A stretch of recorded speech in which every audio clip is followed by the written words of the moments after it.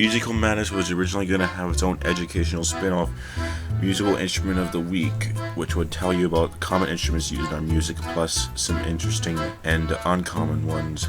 Like the air horn? Yeah, sure. Now, for our first instrument, we have an instrument that seems to have been around in different forms even before the Egyptians. No matter what incarnation of this instrument you're talking about, the concept of how it is played still remains mostly the same. This percussion instrument has been used to play almost every genre, from classical to rock, but you may know it by its representation in Spanish and modern medieval music. Yes, today we are talking about the humble tambourine. The tambourine's design is relatively simple. You have your frame, a wooden shell which is either usually solid or made of two half pieces. Usually covering either or both sides of the tambourine is a skin called the head. And most importantly, there is a series of metal instruments which cause a tinkling sound when either the frame or head is hit. These instruments can be bells, snares, or the most apparent in most people's image of a standard tambourine, jingles called zills. A head tambourine actually plays two sounds at once, the drum sound when the head of the tambourine is directly hit, and the tinkling of the instruments around it. It's also pretty easy to play the basic tambourine sound. All you have to do is tap it.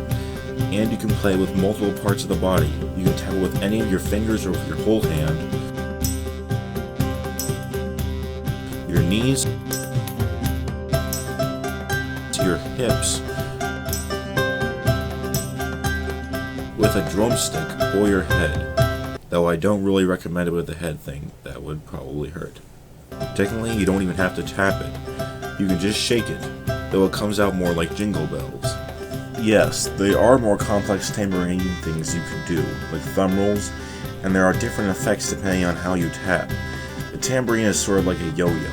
It is easy to do the most basic thing, and then you have all these tricks which take more skill. The tambourine may be simple, but for being such an overlooked instrument, it appears all over the place. ABBA's Dancing Queen dances to the beat of the tambourine. Jim Morrison from The Doors played the tambourine. The instrument appears as one of the background percussion instruments in the Cheeseburger in Paradise. It appears in several dancing pieces of the Nutcracker, and there's actually a song actually named Mr. Tambourine Man. Kinda funky, that one. Not to mention having appeared in Turkish, Greek, Persian, and Italian, and probably a lot more. Folk music, classical music, samba, Spanish tangos, gospel, pop, rock, country, jazz, Edic. So yeah, the tambourine's everywhere.